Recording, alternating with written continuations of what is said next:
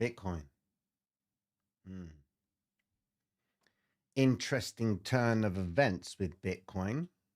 It's up 5% for the day. Not bad. Not bad for the BTC.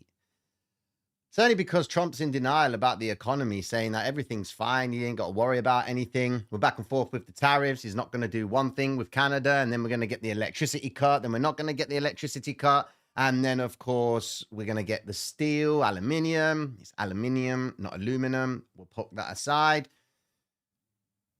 Quite a bit of a mad day today. Cryptocurrency has recovered up. Is now the time to get in? Well, there is one level Bitcoin has to surpass. And now I'm going back to the one level that I said to you before. If you get the close above this area, it's all happy days to go all in. Now, some will speculate that this is the low. We have CPI data coming out tomorrow, which will determine whether or not, one, we're going to get interest rate cuts because the Federal Reserve's policy and their mandated target of 2% inflation is on the way. Inflation comes in lower tomorrow, as they are expecting year on year at 2.9%. Happy days. If the core CPI comes in month on month at 0.3%, then that's good news. It means that things are working. That justifies the Federal Reserve to cut the interest rates, bringing it down to the range of 4 to 4.25. Happy days, even though a lot of traders are betting for 4.25, 4.5%. I'm going to highlight a very important level for Bitcoin. And then what you guys decide to do with it is going to be on you. I do not care about Bitcoin being bullish or bearish. I care about movement, because movement is what makes you money. At the same time, behind that movement, if we're not looking at the idea of value, then there's not going to be any point in you marking up your candlesticks or the price action concepts or anything that goes around it, unless price is at an area of value that people deem it to be a discount or at a premium. The problem we've got is a lot of investors are short term. Why? Because they're not liking the outlook of the future. So any quick profits that they can achieve, they will take it on. With that being said, let's get with the program, ladies and gentlemen. Mad love and respect for everyone passing through. I have a brilliant headache. It's doing great. It's frying the back of my brain, but never mind. Let's get with the program, gang. Let's understand exactly what's been going on. So, stocks up late in hours as Trump bullish on growth. So, yesterday it was recession. Today it's growth. There's the article right there. Where is it? Here we go. Look, stocks tumble most this year with the recession warnings blaring. This was yesterday. Okay, so the broader index of the Nasdaq closed down below the 200-day moving average for the first time since 2023 November, snapping a streak of 336 sessions. Okay, so that's really interesting. But don't worry about it, ladies and gentlemen. Trump says it's all good. We're going to go to the moon. The guy's come in, screwed the markets. The Trump trade story is over. Markets have corrected. But is this now the time for the markets to go back up? Well, finance is getting restructured soon. And you remember yesterday in the Kabasi letter, $9.7 trillion worth of debt is going to get refinanced. How's it all going to work? Where's the money going to come from? Is it going to come from the tariffs? Well, can't be from the tariffs, because he's putting them on, he's taking them off, he's putting them on, and then he's like leaving them elsewhere. Steel stock smacked it today. They started going up, happy days, and putting on tariffs of 25%. So is it a trade war? Is it just Cold War story? Who's going to do it first? You remember the Cold War? Fingers on the button. Nothing happened. This could be it. I mean, tariffs, tax is a good bargaining tool, to say the least. With that being said, I'm going to break down Bitcoin price action for you. So today, Bitcoin makes a nice little reversal to the upside. Now, for the day traders, we had this covered out in the Platinum membership. So if you're not part of the Platinum membership, this is what you would be getting in terms of setups. We had the idea that we wanted to see gold today try and make a climb towards the 2,930 region. We go over to gold for a split second. Why? Because there's an expectation that interest rates are going to get cut. And you can see that gold from today has made a nice move up all the way to 2,922. We missed the 2,930. But nonetheless, we saw the reversal back up, and that came through relatively well for gold traders. The euro, I said today we're going to see another 1% gain on the euro today, and we wanted to see at least the 1.0951. We go over to the euro, and you can see euro came up to the 1.09470. So they pumped it up a little bit more. But the euro strength is just because of the German spending on defense. So that's pretty madness, to say the least. Euro is just killing it right now. Going to the NASDAQ, wanted to see the NASDAQ make a little bit of reversal today, but we didn't quite get that much of a great reversal on the NASDAQ. We saw it come down towards the entries around 1946 to then effectively see the NASDAQ try and clear out. Where is my NASDAQ before we get into it all? So yeah, you saw it come down, then you saw it pump up, and then you see it come down again. The market is absolutely madness for it. You can see it's a very tricky time to be trading. And then we go into crypto. Now, my expectation of Bitcoin was to go up today.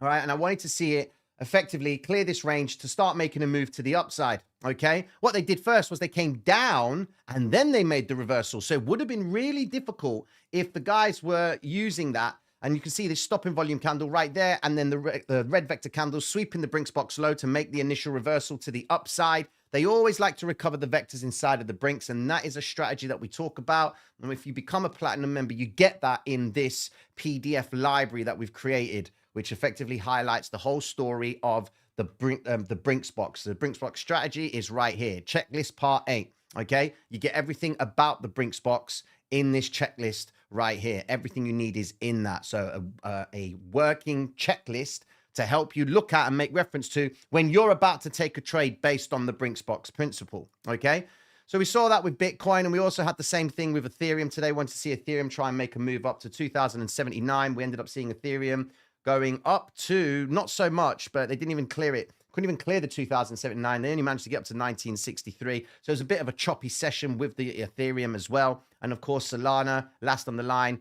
wanted to 129.16, and we effectively only got the 120, the 128. So overall, it was a bit of a tricky day for cryptocurrency and not that much of a mad movement, but all they did was go back into the vector candles. Okay, they came back into the violet vector. Now, this is the part of the live stream where I break it all down. Now, if you want those sort of things with terms of setups, that's what you get. But what you get with the setups is an understanding of the hybrid system based on certain assets. It's 6 asset classes. So you understand the hybrid with the setup so that when you come to the charts every day, you have a good idea of how to anticipate price at a specific time and point. Now, what I'm going to do is break down this key level for Bitcoin. And if Bitcoin can surpass this point, it improves the odds that Bitcoin is going to continue higher, and then the idea of the bottom could be coming in. Because remember, we're working with information we don't have, all right? We're looking for the result, and the information that we want, we don't have. We have to wait for it. So we have to work with what we have got. And what we have got might not necessarily dictate what is likely to happen. Think about what I'm talking about here. I'm thinking in a probabilistic mindset.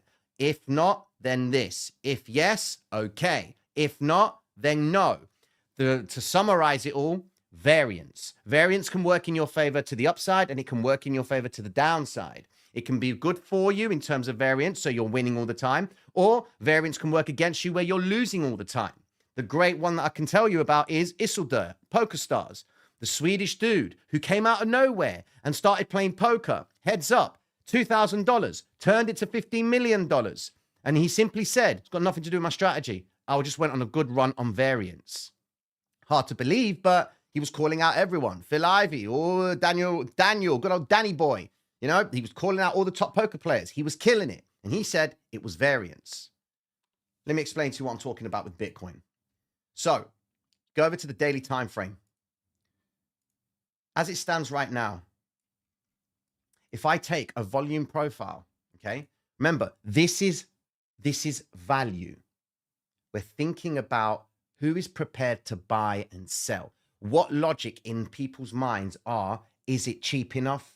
Am I prepared to buy it now? What's my rate? How can I understand the amount of dollars I'm exchanging for Bitcoin? If you're not looking at it from that perspective, ladies and gentlemen, then how are you going to understand if the dollar is deemed as valuable now to help you pick up more Bitcoin based on its purchasing power? The dollar's purchasing power right now is at nearly 3%. Where are we? Here we go. So it's at 3%. That's the dollar's purchasing power. There is still more room for the dollar to continue to go lower. Even if it goes down to this green vector candle region right here at 101, that will still give you 1.6% appreciation on the dollar, okay? That means anything that you are buying is of an appreciative value of 1.6% based on the purchasing power of your dollar. Are we all on the same page? Now, going over into Bitcoin, this is the level that I'm making reference to. Go into TradingView and you get this fixed volume profile range. So fixed range volume profile. And what I've done is I've taken the last area of consolidation where there was a lot of value being generated in Bitcoin. And that would be at the low of this wick. Okay. Take that, go straight across the chart. And you've got this story here. Okay. Now, what is it about this 85 zone that is symbolic? Well, let me explain. In front of you, you can see the volume profile, right? You've got a B shape. So in essence, what you're seeing is there's value up here and then there's value down here, okay? Now that's from this low at 48,000 going all the way up towards the high and of course to where the current price point is. This is the level that Bitcoin needs to surpass to prove the idea that maybe the bottom could be in. In front of you, 85,738. It's not a random number. It's where the moving average sits because at the moving average, value is triggered. Oh, it's at the moving average, a bounce off the EMA and it could go up. How are people thinking about it? That's what you got to think about. Don't look at it as a moving average. Look at it as a point of reference where people are going to do something when they see price at that point. How many of you go follow anyone on X or over YouTube and the word golden cross, it hits you, or death cross, it hits you. It makes you want to do something. Because you believe historically that when the 50 EMA or the 200 EMA cross over each other to the upside, you've got the golden cross. Or if it goes to the death cross where the 50 EMA crosses back down below the 200 EMA, you've got yourself the devastating drop in price. Think of it in terms of who is doing what at that point, right? This is the area you want to look out for. At 85,000, you see this right here. Right there, there's the start of the highest volume node in this range so far, okay? So if we just get a little trend line from that point there, okay? You can see. I'll move it straight onto it, right? Ah, bloody hell. I can't get it on the nose, okay? But listen, this one right here, you can see it, that little bit there. Look at all of this. That's the only volume profile or node before all of this. Before the point of control, which is this red line. That point is effectively where Bitcoin is at right now. Okay, so you can see smack bang at that point. Now, if Bitcoin can sustain the 85,738 zone, we will know if that volume node right there is going to trigger interest in people to start buying the Bitcoin from these levels. We know people are already buying the Bitcoin because look at the order flow. It's there. Look, they've been buying it as it's been going down. So the same people that are going to come in and buy Bitcoin now for a short-term move up, they are effectively going to be the sell liquidity for the dudes that have been buying Bitcoin as it's been going down. All of this dropped to the downside, okay? Now, look at the offers. They're all starting to stack up. And if we start to see a high concentration of offers closer to where price is, and we don't see it dispersed higher and higher, because you can see that we do have quite a few offers coming in, okay? But they are effectively, look, they're spread out. That's 110. And then you've got again at 110, you got one up here at 115, but you can see that there is a close proximity of offers inside of this area. So then that takes it back to the idea that investors are somewhat short term with their investments. How do we justify that? Well, just look at Bitcoin. All of these guys that have been buying the Bitcoin as price has been dropping, they're instantly selling it as it pumps. They do it again, buy it as it drops, and then instantly sell it as it pumps. Comes down, and now we've got ourselves a bit of a wave of movement lower to suggest that these guys that have been buying are effectively going to want to sell as price goes up, okay?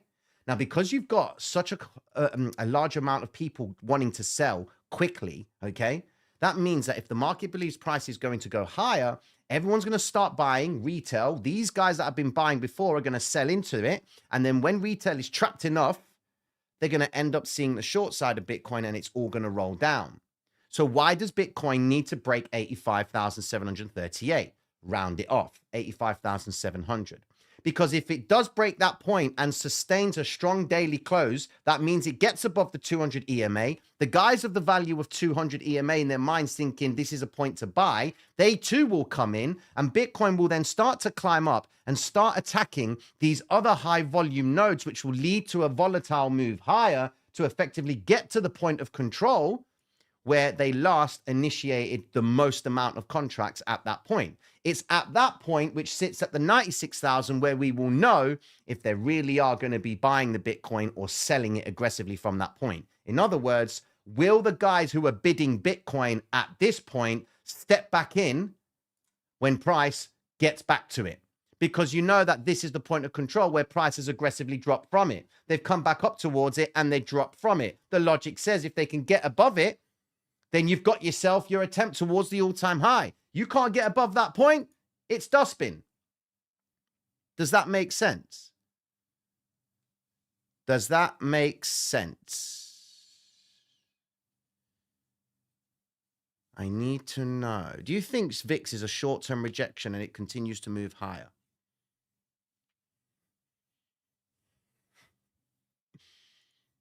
Allow me to explain. Your VIX hasn't moved. All right? It's still high. That's a problem. Just look at the NASDAQ today. Look at it. It's not done anything. Trump says one thing, it goes up, comes back down again. It's finishing negative for the day. That's dead. Right?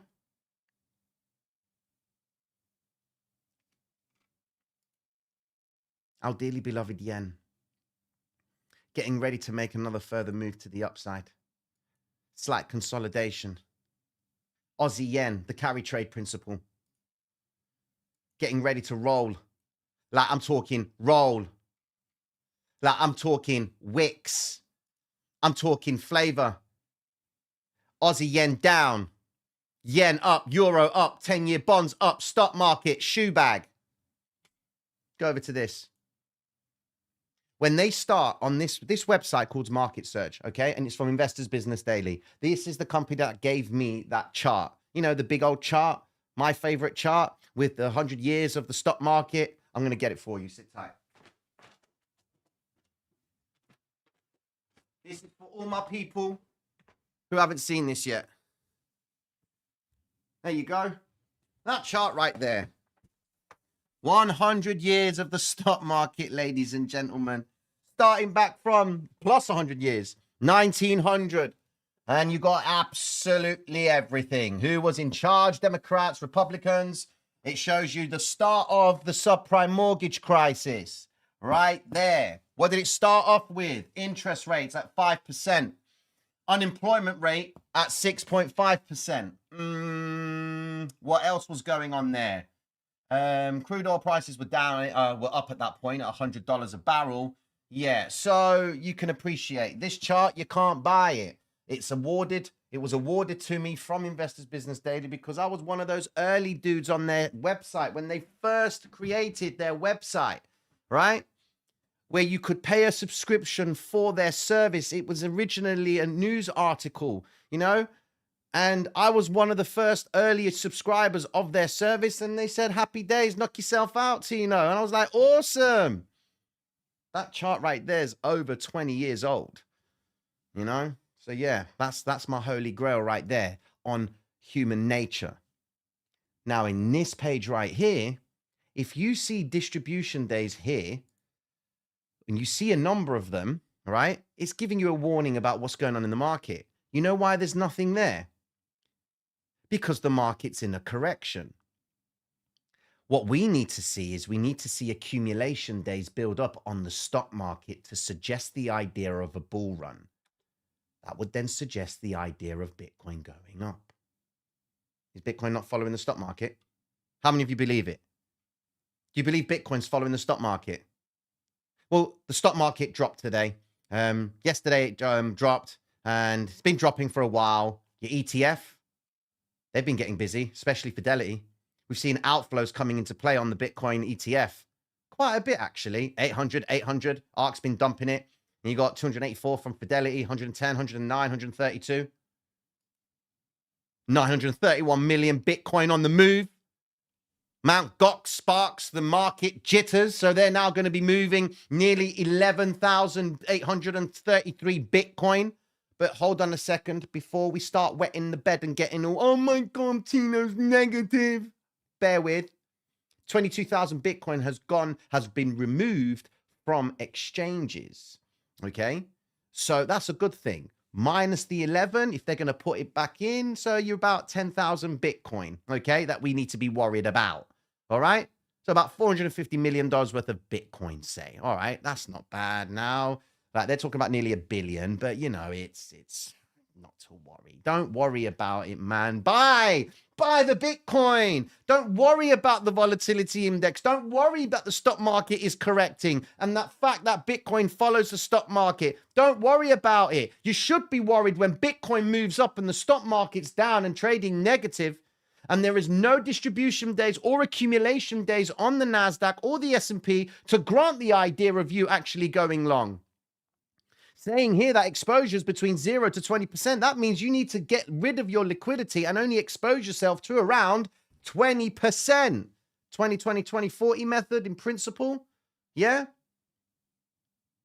As much as you want the logic that Bitcoin is going to turn from this point, one update does nothing. And if that update cannot, if that update cannot even get above the previous day's high, you've got a little bit of a problem. So Bitcoin in the next 2 hours and 39 minutes needs to clear the 84,201 zone, and it has to close above it for genuine strength, which would then lead it above that 200 EMA, which would then trigger that volume profile, because we do have one more vector candle that needs to be cleared, and that's this range right here, ladies and gentlemen. Once Bitcoin can clear this vector candle region, all right, between this zone right here, I will be satisfied that Bitcoin has done everything it needs, because even if it gets back in towards this area, it's back into where it spent the longest amount of time at its all-time highs accumulating. What a perfect spot to be in. So you're effectively getting it again on a discount at this range, because that's the longest time they spent consolidating. And that is where people believed it was valuable. If they thought it was valuable, they would stay up here. They didn't. They've marked it lower. But has it gone down because people just don't think Bitcoin, they think it's too expensive? No, it's just the marketplace is reacting to all sorts of stuff. Sorry, listen, if I'm not going to tell you what you want to hear about Bitcoin, stop trading or stop investing, full stop. I never promised you a rose garden, you know? Don't look at it like you need to hear good information, you know? Does a pair of aces always win? No. Statistically, they do really well pre-flop. But when the board comes down, what's going to happen? You might see you might see 5, 6, 7, you might see a straight draw. Your aces are dead. He only needs one more card, and he's got himself a straight. Your aces are done. But if you're always seeking the fact that just because Bitcoin's trading positive and you want to hear positivity, you expect positivity, you're not getting the bigger picture, man. And then you're going to be there scratching your head like, oh, man, what the hell is still going down? DCA, baby, diamond balls. Not hands, balls, bro. Because that's the tension. That's the sort of tension you get with cryptocurrency. Yeah, man. Listen, I'm yapping. Come on, give me some questions, man. Give me some questions. What have you got for me? What you got for me?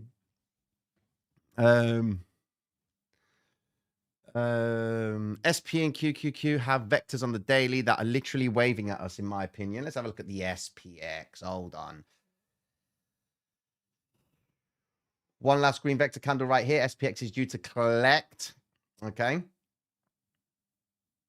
After that green vector candle, we don't have any gaps other than this very small one at 5,119. And we got some more gaps down here. Holy shoe bag. Do you understand, ladies and gentlemen, right? just to put it into perspective, right? Taking the high and taking this move right now, okay? Based on the SPX, right? If the S&P has dropped down 10%, right? Go to the futures markets on the NASDAQ, a little bit more volatile, right? Take the high, take the low. That's 14%. December last year, statistics were showing that stocks were in the 35 to 45 percentile value. That's how valuable they were. By 45% nearly. That's how valuable the stock market was in December. Okay? A 14% correction is going to start the bull run. Interest rates are still high. Money is not accessible. You've got a mad president that is starting beef with everyone. He wants a trade war. He wants the dollar to be king. Violates cryptocurrency and blags us with the idea of a cryptocurrency reserve. When you buying it, bruv, forget the red tape and the bureaucratic madness. Buy the Bitcoin and then put us all to sleep and our faces shall melt. You ain't buying the Bitcoin yet? I'm not interested in what you have to say. Pass whatever bill you want, all right? You got this. Maybe there's going to be a ceasefire, maybe not, with Ukraine and Russia. You've got investors plowing into the 10-year bonds. You've got the Japanese yen climbing up, the euro climbing up, the dollar is collapsing, the yields are starting to fold. Calls for a recession on a Monday, back to the bullish market on the Tuesday. And what the fuck's going on, man? That's human nature, isn't it? It never repeats, but it bloody well rhymes. So then, if we've only shaved off 14% of the value of stocks right now, is that enough to grant a bull run?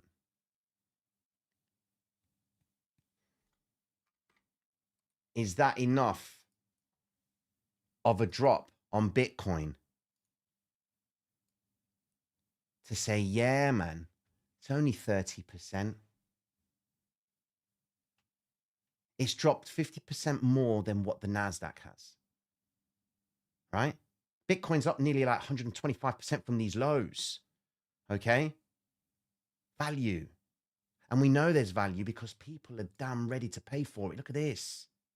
And tomorrow you got CPI. We got jobs, by the way. Hold on. Look, the data. Look. Oh, wow.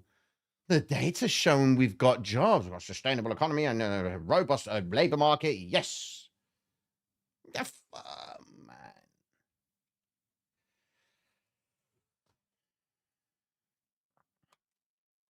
What I'm trying to convey to you all is this. When you're trying to establish where Bitcoin's going to go, you ain't going to know until you put down the risk. And then you'll ask the question, what's it doing now? And the only way you know where it's going is based on how negative you are in your balance. You take buys on Bitcoin right now and it moves up 5, 6K. You're the G, you're the Don, okay? But then you do nothing about it. You are the waste man on earth because you've got to understand. Now, take that back. What I'm saying to you is you've got to understand that investors are very short term with their behavior and commitment in the charts. We know that because this candle right here was what? It was the Crypto Strategic Reserve. What an amazing endorsement by the US government. Donald Trump practically had Bitcoin in his mouth and he was chewing the coin saying, we're going to have some of this. And then the next day it slumps. What's that about? Yeah, screw your Bitcoin and diamond hands. There was your commitment. Value was engaged at speed and they took advantage of it and it came straight back down again. Nice little pump and dump for the better word. Now they're moving away from it. So for 1, 2, 3, 4, 5 days in a row, Bitcoin drops down. You get one positive day. The bull run has started. Please. Please. Now, I'm not saying it to be negative. Please don't get it twisted, man. And if you don't like what I'm saying, don't play this game. Because you have to address what it could do, what it may not do, but what's going on now to make you buy it. What would you do in this instance? If you had to put people's money to work, What reasons would you give them for buying Bitcoin? And don't even come to me about technology because that is a lie. You would collate all this information about the bonds, about the yields. Let's go and have a look quickly. Here you go, ladies and gentlemen. I'm part of a mutual fund, and the fund's name is called Satoshi T. Yeah, that's me. That's the name of the fund, and I'm going to present to you the idea of buying Bitcoin, or a proposal for you, for the better word. I'd like you to give me access to your $10 billion, and I want to put it to work in Bitcoin. So this is what I'm looking at doing, and here are the things and the factors that I'm taking into consideration about the Bitcoin. From a price action perspective, it's pulling away from its all-time high. Wonderful. It's down 30%.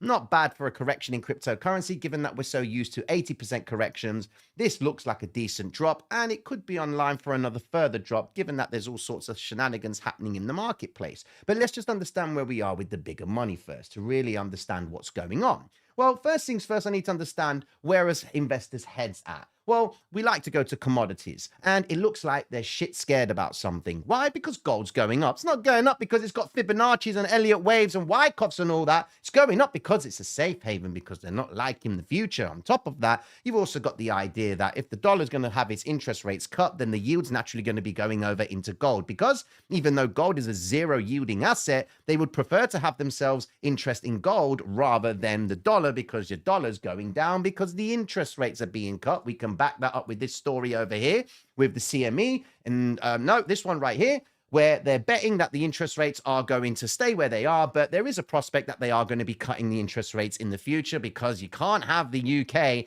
and the US neck and neck on interest rates, 4.5% on the pound and 4.5% on the dollar. Given that the euro has actually cut its interest rates, you'd naturally think that the yield on the euro is going to go down. Well, hold on a second.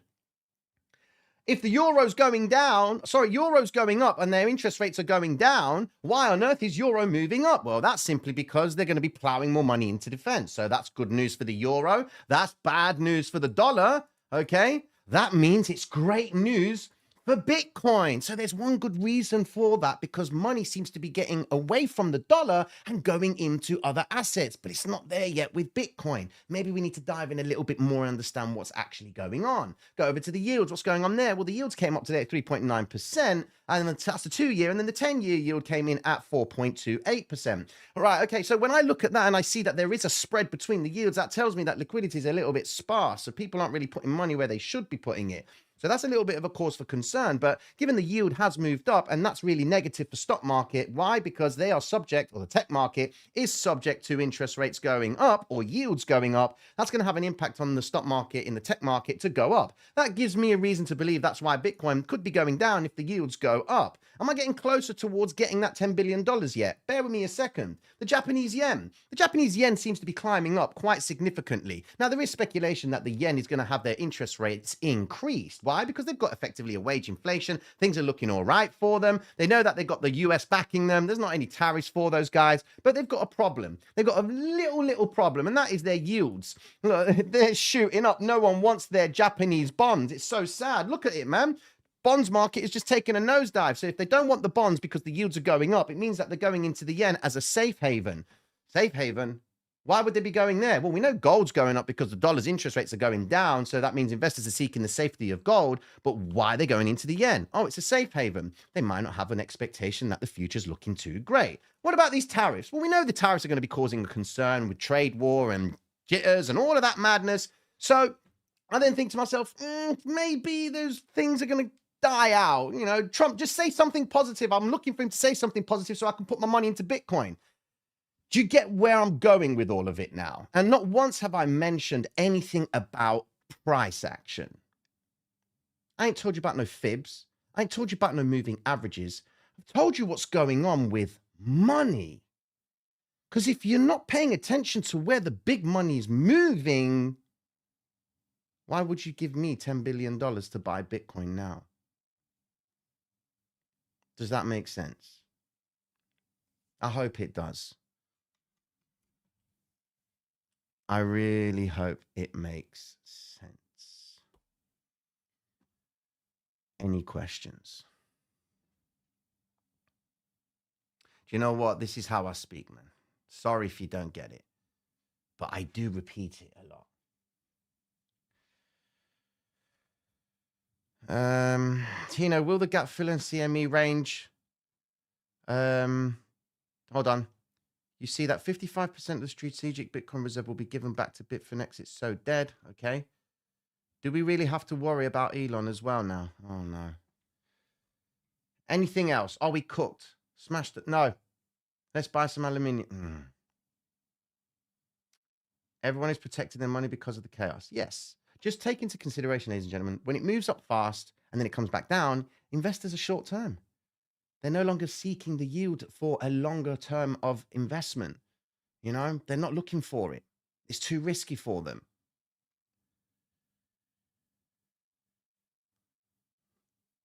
Okay, then. Now, with that being said, ladies and gentlemen, mad love and respect. I'll be tuning into you all tomorrow. We've got CPI, all right? But I hope it all makes sense some way, shape, or form. All right? Mad love.